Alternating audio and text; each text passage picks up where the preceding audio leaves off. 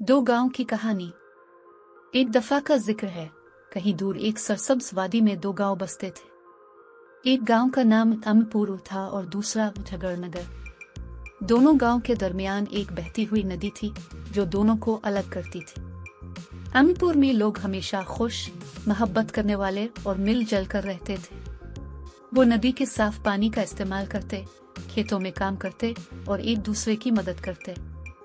वहाँ कोई भी गरीब या भूखा नहीं था क्योंकि सब एक दूसरे का ख्याल रखते थे। दूसरी तरफ झगड़नगर में हमेशा लड़ाई झगड़े और इख्तिलाफात रहते थे।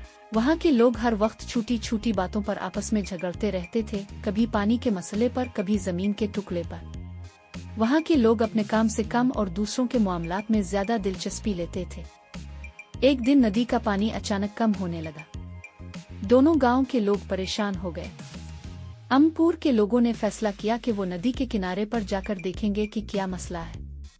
जब वो वहां पहुंचे तो देखा कि झगड़नगर के लोग एक दूसरे पर इल्जाम लगा रहे हैं कि वो नदी का पानी बिला वजह जाया कर रहे हैं। अमपुर के बुजुर्गों ने झगड़नगर के लोगों को समझाने की कोशिश की कि अगर वो आपस में लड़ना बंद कर दें और मिलकर काम करें तो पानी का मसला हल हो सकता है। लेकिन झगड़नगर के लोग सुनने को तैयार नहीं थे।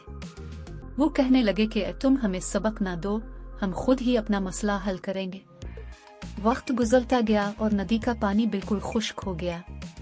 झगड़नगर के लोग भूख और प्यास से परेशान होने लगे, जबकि अमपुर के लोग पहले ही अपने पानी का जखीरा कर चुके थे और उनके पास काफी खाना भी था। एक दिन झगड़नगर के कुछ लोग अमपुर में मदद मांगने आए। अमपुर के लोगों ने उनकी मदद करने का फैसला किया, लेकिन साथ ही उन्हें समझाया कि अगर तुम मिलजुल कर रहोगे और आपस के इख्तिलाफात खत्म करोगे तो जिंदगी बेहतर हो सकती है। ये बात झगड़नगर के लोगों को समझ आ गई। उन्होंने आपस में वादा किया कि वो अब कभी लड़ाई नहीं करेंगे और एक दूसरे का ख्याल रखेंगे। इस दिन के बाद दोनों गांव के लोग मिलकर नदी को साफ करने और दोबारा बहने के काबिल बनाने में लग गए।